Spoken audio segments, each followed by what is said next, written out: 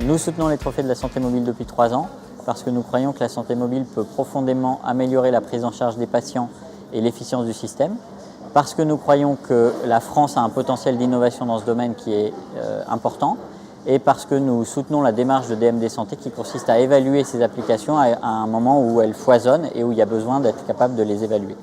En tant que laboratoire pharmaceutique, Sanofi a différents atouts. D'abord, sa connaissance médicale et réglementaire et des pathologies dans lesquelles nous travaillons, sa connaissance des acteurs, que sont les hôpitaux, les médecins, les pharmaciens, et je dirais l'ensemble des acteurs, et puis aussi notre capacité à travailler avec des patients et en particulier des associations de patients pour mettre au point des applications les plus adaptées à leurs besoins. Sanofi développe d'abord une offre digitale autour de ces médicaments dans ces différents domaines d'expertise.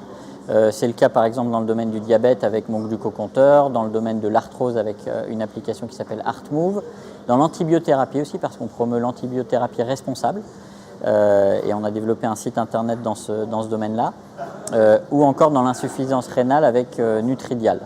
Donc, premier axe, le développement d'une offre digitale autour et en complément de nos médicaments à destination des patients et des professionnels de santé. Par ailleurs, nous avons une solution de télémédecine qui fait l'objet d'une étude médico-économique pour les patients diabétiques avec des partenaires français que sont Volontis et le CERIT. Et puis, dernière actualité, la signature d'un partenariat mondial avec Google pour développer des solutions à destination des patients diabétiques. Pour développer la e-santé, nous travaillons beaucoup autour du concept d'innovation ouverte, c'est-à-dire avec des partenaires différents de nous, que sont par exemple les startups. Et pour ça, nous avons un éventail de solutions, des incubateurs privés comme le village du Crédit Agricole à Paris, mais aussi à Bordeaux, puisque nous avons inauguré le lancement des travaux de celui de Bordeaux la semaine dernière, public avec l'incubateur e-santé de la ville de Paris qui se trouve à Boussicot. Nous participons à des événements comme le hackathon de Strasbourg, qui est le plus important hackathon en santé en Europe.